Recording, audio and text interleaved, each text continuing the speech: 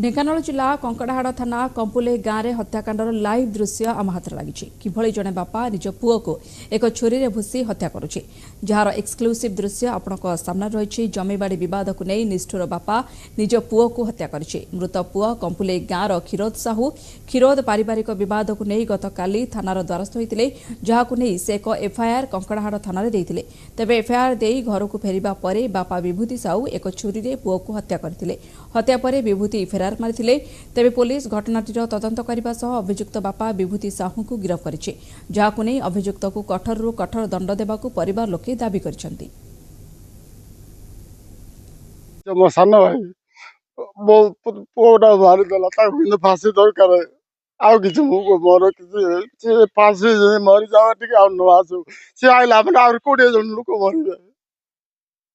सरकार अनुरोध करे से फांसी जाओ दरकार आउ किसी नहीं निज पुओ को मारदे जो आमको आसी छाड़ो आमको ये मारिदब कि आपन बुझंतु।